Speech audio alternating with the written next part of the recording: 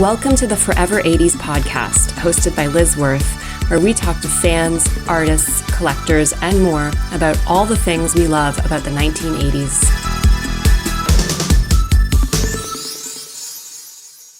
All right, welcome to the show. Today, I'm excited to welcome Drew Arnott to the podcast. Drew is a founder of Strange Advance from Vancouver, Canada, one of my favorite bands. Welcome, Drew. Well, nice to be here. Yeah, so great to chat with you.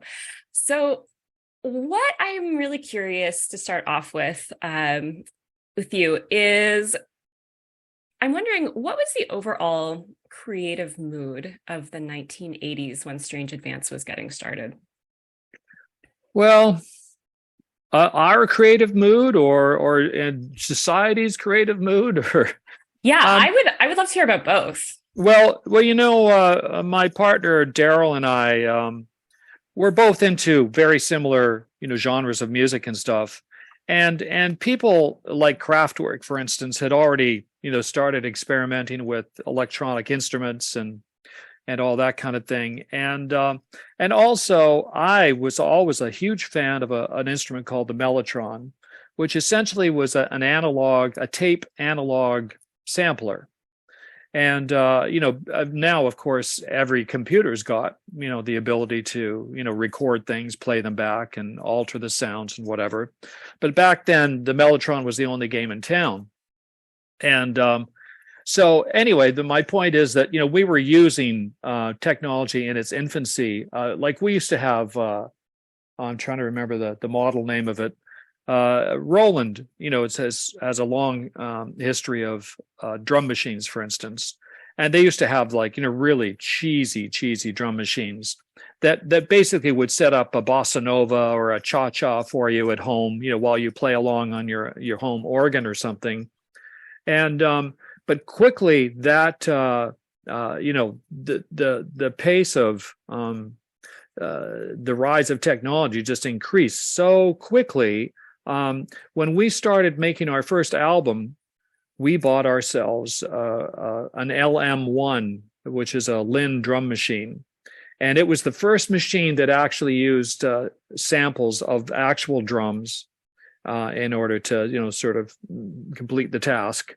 And it was unbelievable. I can still remember going to Long McQuaid and having a salesman, and they didn't even have one. They had like a little... They used to make floppy vinyl, little plastic sheets that, you could put on your turntable. And he played this thing for me. I'm like, that's a drum machine? Oh, that's awesome. So we ended up going to LA. We had to go to LA to buy one. And it was hilarious because the guy who sold us, I think we were at the Guitar Center or something. The guy who sold us said, well, if you're buying this drum machine, you're going to need a programmer. And I programmed Do You Think I'm Sexy by Rod Stewart, so he was like a little star. And it's like, which is very impressive until you listen to Do You Think I'm Sexy and realize the drum programming was basically boom, chick, boom. It's like, are you kidding? I think I can handle that. So anyway, that was the birth of serious sampling. And at the same time, Roland brought out their Jupiter 8. And so it was, for us, it was just like the ever expanding world of high tech in the music world. The synthesizers got so much more intense. And as I say, the samplers, just have improved every day since. So for us, it was a very exciting time period. Prior to that, back in the 70s, if we can even cast our minds that far back, I had something called a Synthy, AKS. I know these acronyms mean nothing, but to most people, but it was the coolest little synth. It was the one used by Eno to make his weird beeps and bops in early Roxy Music stuff and that. And but it was all manual. You had to program every single sound. And then, of course, the 80s rolled around, and all of a sudden you had access to, hundreds or thousands of sounds, added to your palette. Because I'm an obstinate guy, I refused to use any of them. and insisted on programming my own sounds.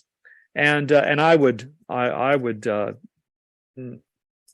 not impressed with any band that just turned on a synthesizer and said, "Oh, this is, sound number 3 is perfect." It's like, no, that wasn't for me. So it added a little bit of originality to the overall vibe of the band and stuff. But anyway, I am babbling about technology. What was your question again? Yeah, I think this is going in the direction of the answer, which is, what was the creative mood in the early 80s? Well, and the 80s overall, really. Yeah. Well, I would say that, the 70s were an exciting time period, because like the 50s and 60s were, that was the birth of rock and roll, essentially. And then late 60s into the 70s, I started to get into prog rock, and, musically more challenging, and the use of lots of, sorry, I got diverted there for a second. So it was basically the pop musical world was expanding, and it was like, where is the future going to lead? And then the 80s, when the 80s rolled around, tying in with that, advance in technology, people like me, to be honest, were free then to explore any avenue of imagination.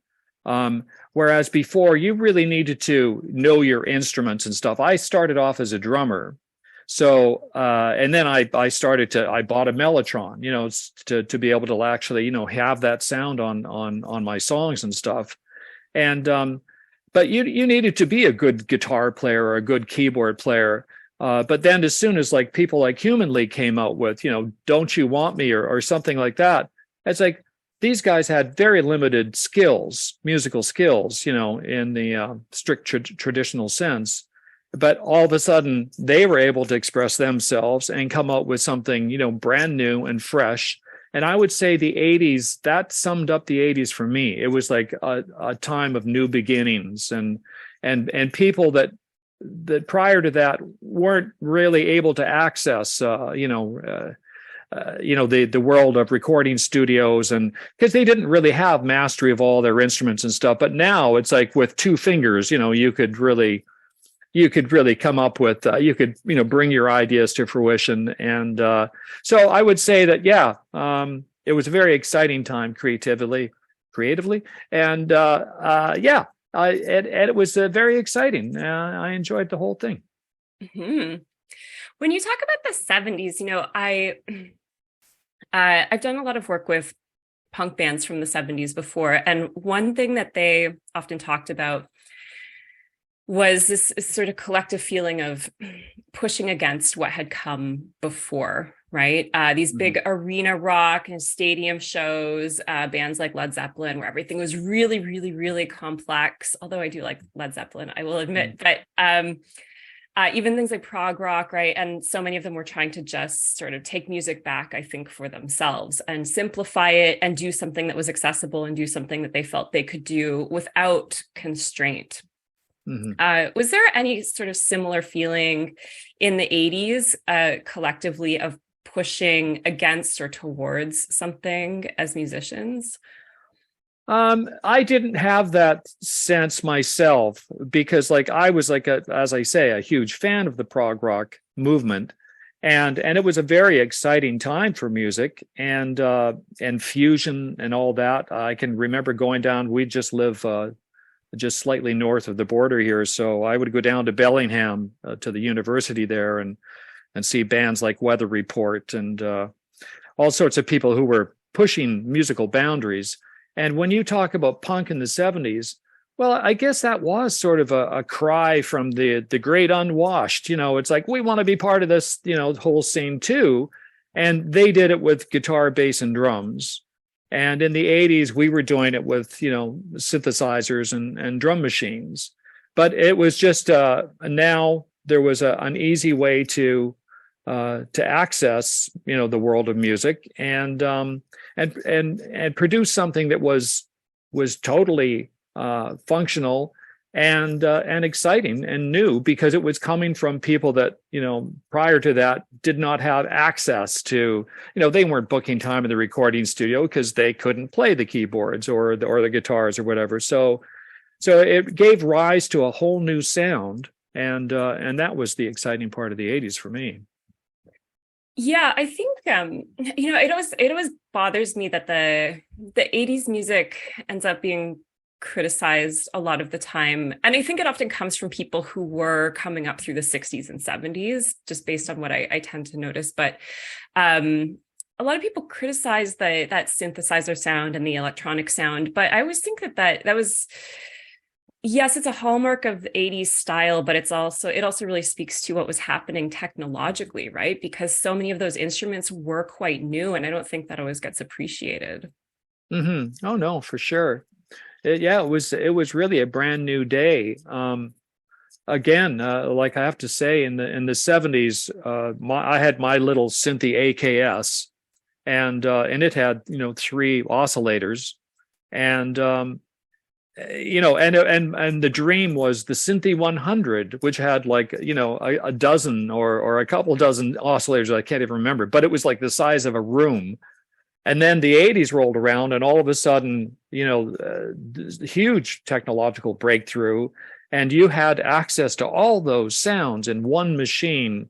It was just, I was very, very into the whole thing. So, yeah, it made a big difference. And again, it's just that I really like the idea, maybe because I'm like a little defensive when it comes to the topic, but not being a schooled musician in theory and stuff, I'm basically experimenting every time I sit down at a keyboard, because I just don't have the history and the technique and stuff. So everything's new all the time for me. And I'm sure it was that way for a lot of, like, your Depeche Modes of the world or whoever. They're just like trying to, I can remember actually walking to high school and having music in my head and thinking, I'm a drummer. How am I going to get this stuff out of my head? I've got all these ideas, but, I have no way to actually, create them in the physical world. So, and then, with technology, all of a sudden now I could orchestrate and of course, multi-track recording and stuff. So I could lay down a single track at a time. And that's basically how I started, when you consider Worlds Away was our first album. It was a big song for us. And it was just patiently put together one tiny element at a time, and created a whole that wouldn't have existed otherwise, So I think a lot of new things just had to come out of the technological side of things, and as I say, give access to all these other kids who had ideas but didn't know how to realize them. Mm-hmm. Where has that innovation gone in music today? Down the tubes. Okay. Flush down the toilet. Pop will eat itself. Well, first of all, the nice thing that happened, and it's always the pendulum swings, and it swings, too far in one direction, and then too far in the other direction, and eventually we'll just land in the middle somewhere. But because in the 80s there was such a preponderance of technology, I think there was a backlash against that, and I want to hear a real musician, and that's fine. There's nothing wrong with that. I love musicians. But I can tell you, musicians are suffering. They're suffering terribly. But anyway, that's maybe another topic. But yeah. So I think that people then grew. They had a fresh perspective on guys that could actually play. And so, we went back to, I don't want to see a drum machine in the studio, and all that kind of stuff. It's like, I want this to be real. All music is real. All music is just a manifestation of whatever's going on in the composer's head or whatever. But but so technique, and of course you could see the rise of the guitar hero. You talked of Led Zeppelin. Well, Jimmy Page was like, king of guitarists at one time. And now I think a lot of guitar players would, he's like sunk way, way down on the list. I mean, not in terms of originality and creativity, but as far as technique goes, he was like a big sloppy guitar player.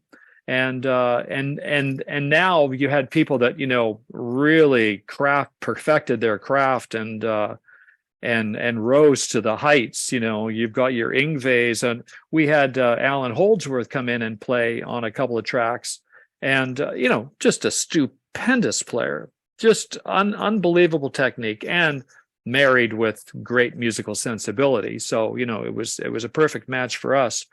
But and now I'm a TikTok addict. I hate to tell you, but I'm getting just sick of watching 6-year-old drummers who could drum circles around me, and like a little 7-year-old Chinese girl playing guitar, just leaving Jimmy Page in the dust. It's just nuts. So maybe it's gone too far in that way. Well, again, that pendulum will swing back, I suppose. And I've totally forgotten what you're asking me. Oh, yes. I was asking about where you think innovation in music has gone, or if it's gone anywhere. Well, okay. So the problem is the record companies. I blame everything on the record companies. Record companies no longer take chances on signing interesting, innovative, musicians, writers, whatever. They don't want to take any risk at all. They want everything handed to them on a silver platter. Oh, how many Instagram followers do you have? What are your Spotify numbers like? It's like, if they're high enough, in other words, if you've already become somewhat successful, then we're willing to take a risk. It's like, what risk? I already have an audience. I built it myself. And so it is pop will eat itself. It's regurgitating, the same old stuff, and going back to the 70s where I thought, where is music going to go? This is just phenomenal. It's just expanding and it's limitless. And then it's like, nope, it all gets pulled back. And now you listen to the radio and you rarely hear something that stands out. Everything sounds the same. Everything, people, when they mix songs now, it's like everybody wants the loudest record. That's like a key thing. It's like so dynamics are out the window, which is crazy because that's like one of the biggest elements of music, is like when notes aren't playing or are playing quietly and then they play loud. It's like, oh, it's an assault on my senses. It's like, no, now everything is just jacked up to 10 all the time. And I guess I'm not really a fan because occasionally a great song will squeeze its way through, but usually it's basically just rewriting the same old songs. Like there's lots of people, Ed Sheeran and I can't remember the act that that came out with the 4-chord sort of mystery that you can play every pop song with 4 chords. Well, sure, in the dawn of rock and roll, it was maybe 3 or 4 chords, but things expanded, and people were being ambitious musically, and I don't hear that going on now. Not too much. I mean, sure, there are always the outliers and stuff, but for the main part, the general population is only exposed to the same old, and it's sad. Mm-hmm. Yeah, it seems almost like now, when you look back at every, at the beginning of rock and roll up until the late 90s, you can kind of pinpoint all these different changes in sound and direction for every era, and sometimes multiple movements coming out, right, every 10 years or so. But now it seems like so much human creativity is going into other types of technology, right? I think, like I said earlier, the technology in the 80s was so much around electronic instruments, synthesizers, right? People don't appreciate, or sometimes I think know, that those were quite new still, and people were still learning, and that's why there were so many of those sounds coming out of that time.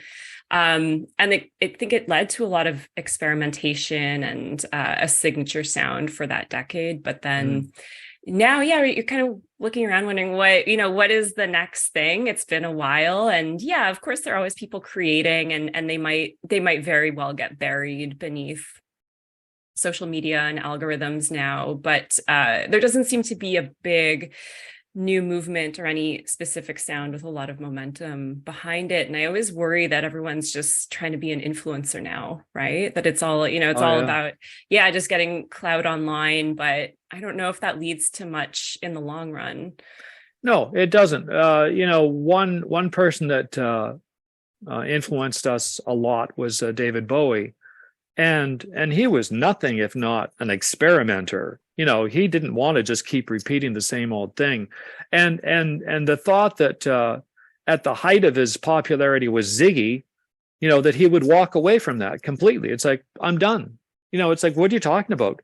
Well, we can squeeze this thing for another 5-10 years. We can, get a lot more mileage out of this. It's like, no, I've done it. It's over. Now I'm doing something new. Well, Taylor Swift is not exactly, pushing the boundaries. So, you end up with more of the same. Did Strange Advance have other bands that you considered peers at the time? Well, it's kind of an odd situation because a lot of 80s groups, I think probably because we were just slightly older than a lot of them. So when we actually put out our first album, I think, we were, I don't know how old I was, maybe about 28 or something, or I'm not even sure. But as a result, like, we were influenced, of course, by a lot of the groups in the 70s, and there was a lot of original musical activity happening then. And then the 80s rolled around, and people, I guess maybe marketing, let's blame marketers on this, where it's like, oh, okay, well, we've got to fit you into a slot. What are you? Well, there's this new wave movement, and you use synthesizers, so you must be new wave. It's like, not really, but they have to have a way to sell you. It's like, and they want to always compare you. And I would always get asked in interviews, it's like, so how would you describe your music? It's like, I don't spend any time describing my music. It just is. It's like, I don't think it needs a description, a label or whatever. But in the 80s, it was all about labels. So of course, with our love of technology and stuff, we were thrown into that same pile of people. And so I guess those were our peers. Certainly they were on the, getting played on the radio at the same time as us. But we always felt a little bit like outsiders. For one thing, Vancouver wasn't a big music center at that time. In Canada, Toronto was the scene. And so, we just did what we did, and hope that, some people would, could relate to it. But yeah, as far as peers go, for instance, we're going to do some dates with Images in Vogue and the Spoons, and I guess you would have to, qualify them as being our peers. But I think, musically there's a lot of differences and stuff, but enough similarities that, it's a nice combination of music and that. But yeah, so I guess we were peerless. That's what I'll say. We were peerless. We were definitely, and by the way, like, people ask me all the time, what music I listen to, and I don't listen to any music, to be honest, because I've got music going on in my head all the time. It's like, I don't really need to turn on the radio to be entertained. And as such, I'm not really influenced by too many, other people directly. And so, yeah, I I basically fish in my own pond, essentially, Where does the music that you write come from? When you say it's in your head, where does it come from? Yeah, well, that's the age-old question, isn't it? Where does it come from? Where does inspiration come from? The muse, or I just I've just sort of come to the conclusion that, there is some connection between all living things, and anybody is capable of reaching out there and grabbing ideas that just seemingly float around the universe. It's like, whether it's, inventing the telephone or the radio or writing a pop song. Because so many times, I've heard of these coincidences where it's like, somebody writes a song and somebody who has no connection with that other person basically writes the same melody.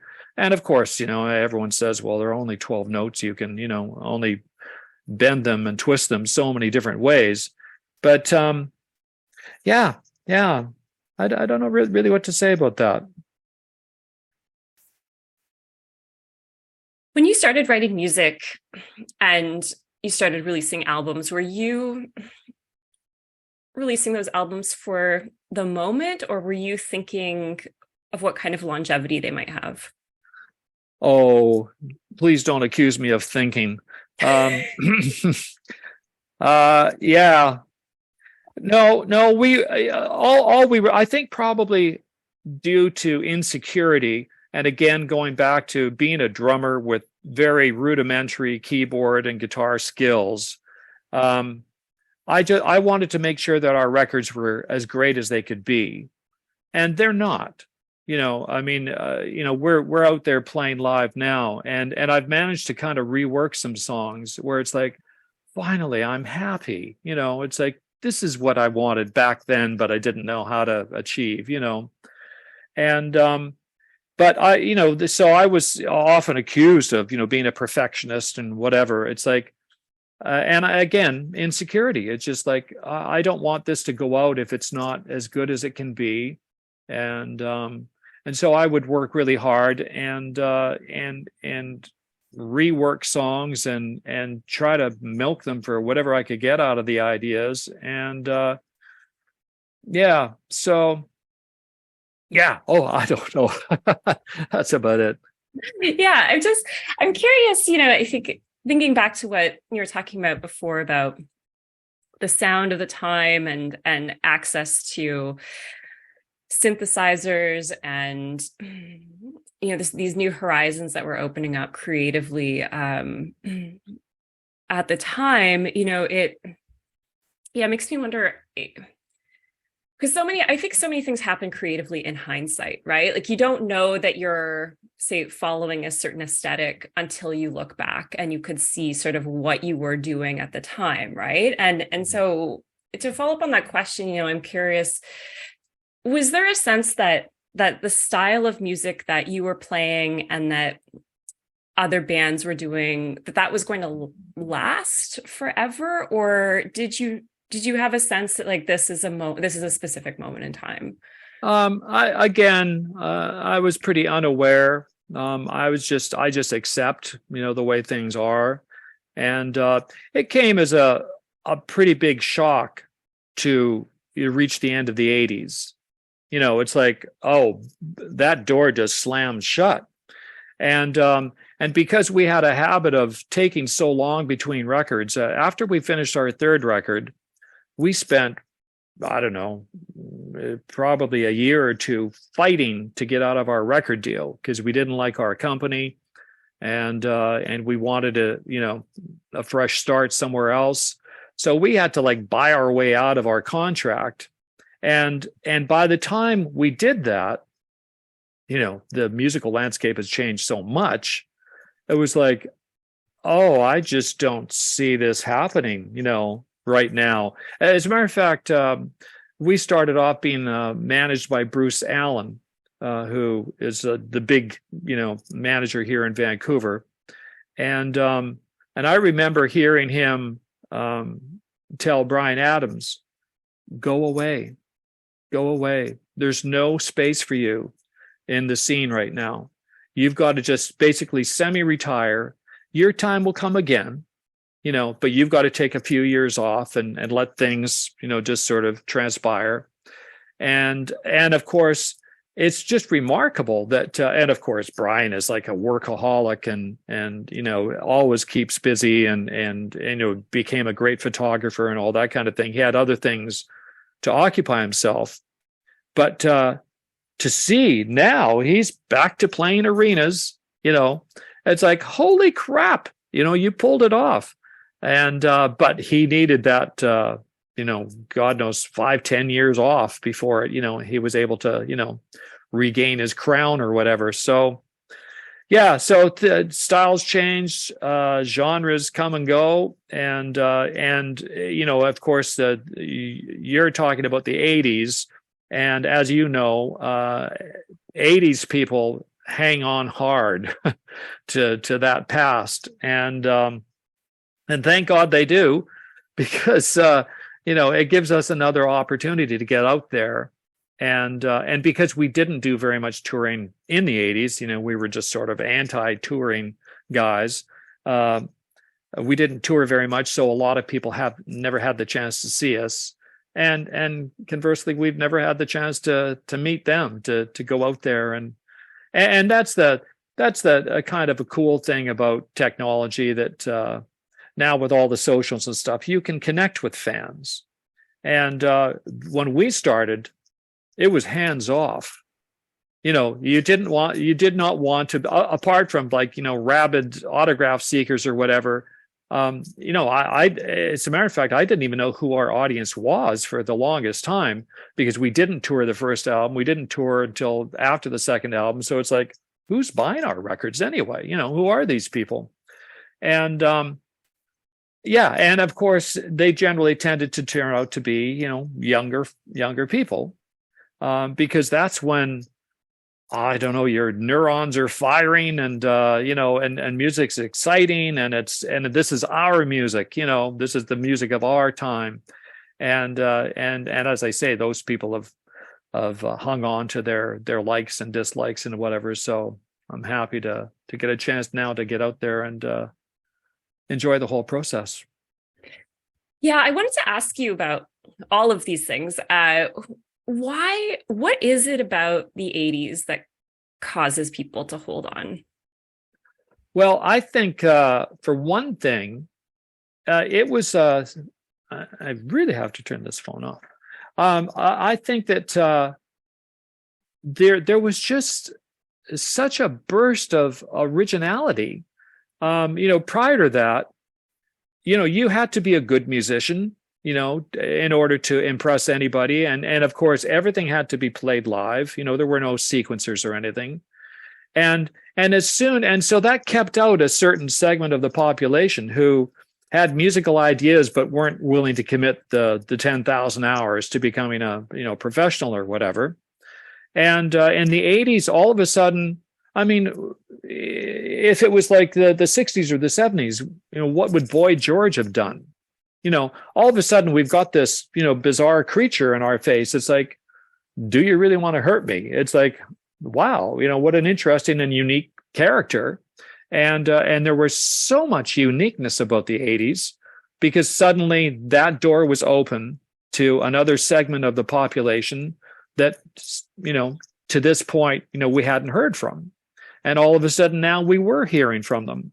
And it was unique. It was definitely far away from what had happened in the 60s and the 70s. All of a sudden, fresh faces, fresh blood, and a really unique take on music and stuff. So I think that really contributed to the 80s being like glue to people. It stuck to you. I mean, you look at, Tears for Fears are coming to town, Depeche Mode were just here, all these bands, and tens of thousands of people flocking to see them. It's like, it's pretty cool. Mm-hmm. Yeah, it's amazing. I think, again, the 80s sometimes get so criticized, but in comparison to other eras and other styles and aesthetics. But I think there's something really special about that time. And when you look at, say, what happened, just before with punk rock, right? You look at punk started out very creatively as well. There, a lot of art students were starting punk bands, and it was very eclectic. And it wasn't just about music; it was about photography and poetry and fashion and all these other things. But then it quickly became very violent, and it got pigeonholed into this kind of cartoon character of what it used to be, right? Where everyone assumes, you say punk and they think of green hair and dog collars and, all these sort of stereotypical ideas. But I don't think that happened with a lot of bands that came out of the 80s, right? They had their own style, and they didn't get pigeonholed in the same way that other movements have been. And I wonder if that's also part of the staying power of it. Yeah, quite possibly. There are all sorts of things that were going on in the 80s. Androgyny, for instance, that was something that never existed in the musical world. Well, I guess, maybe some people had questions about Elvis. What are you doing with those hips? He looks like a girl, or I don't know. But yeah, the 80s had enough unique characteristics to just cement themselves in people's psyche. And it was, obviously the punk movement was really important, but the 80s, I think, just appealed to a wider segment of the population, and just, everything just came together.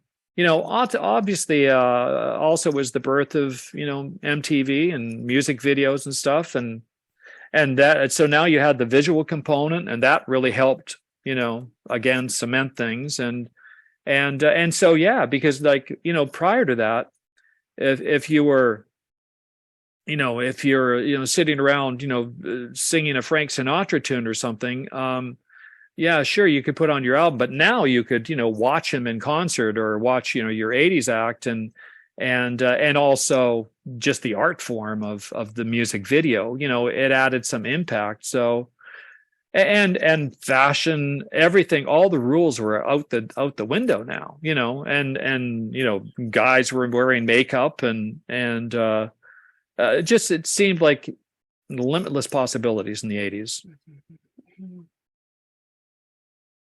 When you're out doing shows now, what are some things you hear from fans, or even when you're online now that everybody's so easily connected? What are you hearing from your fans when they tell you what your music meant to them?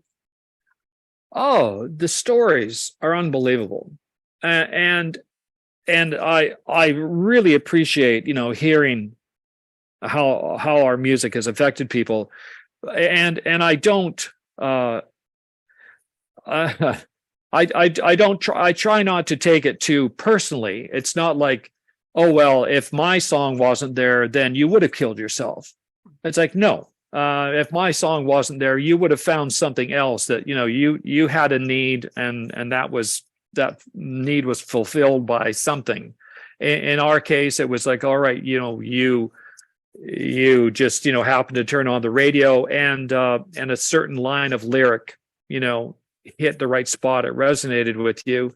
But I guess what I'm saying is, it's not a strange advanced phenomenon. It's like right across the board. And I guess it's, people, I probably have used music for, hundreds or thousands of years for that purpose. Like, there's something, you are doing something that I relate to, and it's working for me, and I need to hear that at this particular point in my life. And Strange Advance, like probably most bands that were able to reach people through radio, usually, we had our share of those stories where people, going through difficult times. It's the same it was the same for me. I was going through a hellish time when David Bowie's Heroes came out. And that song meant everything. I would crank it when I was, ever in the car and stuff. It's like, yes, you're talking to me, David. And yeah, so, and also, it is kind of scary, though, sometimes when people have very, very specific ideas about what you're saying in the songs. It's like, when you said that, I knew that what you meant is like, no, I didn't. But I'm happy that you got that out of it, as long as it wasn't like a message to, helter skelter, go out and kill people or whatever.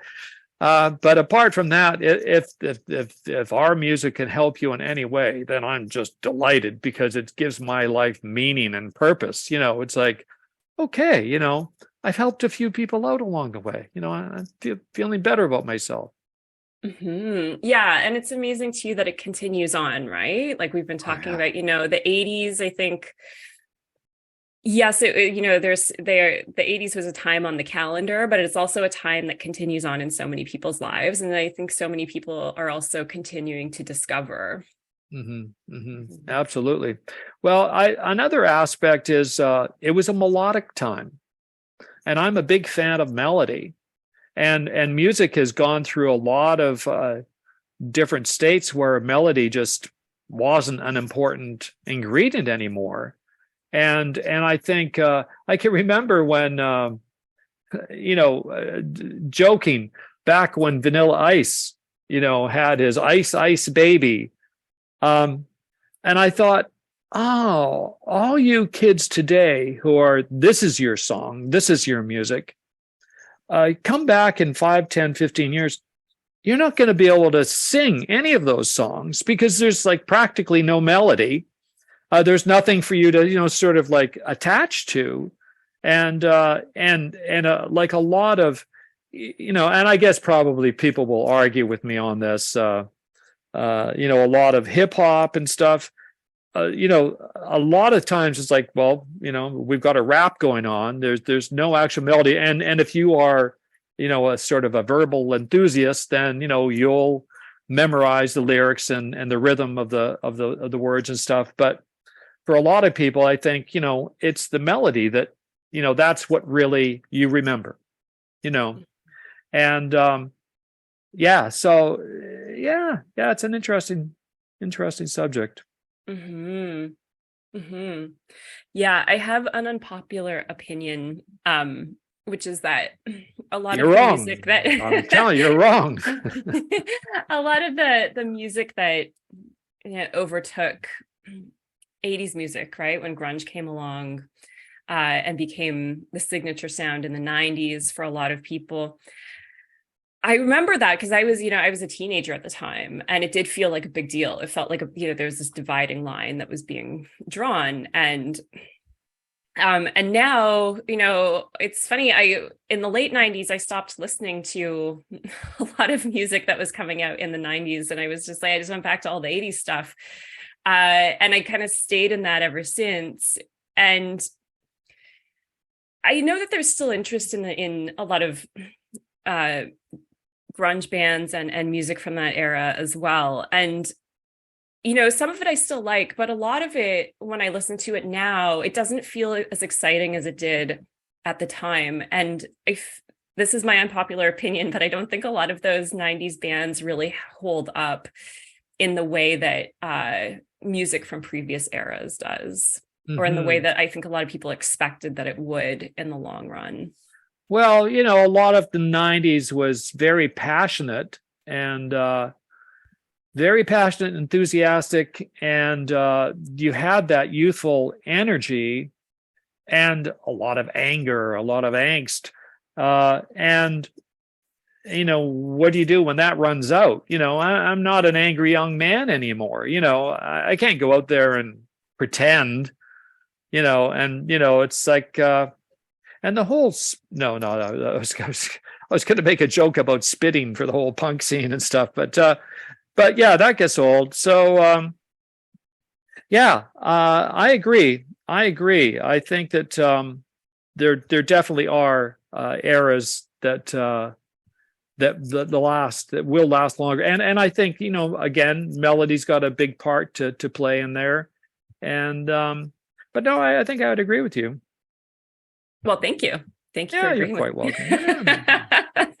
Now we can both have an unpopular opinion. Yes. Well, Drew, thank you so much. It's been so good to talk to you. I really appreciate it. Yeah, thank you. Oh, my pleasure.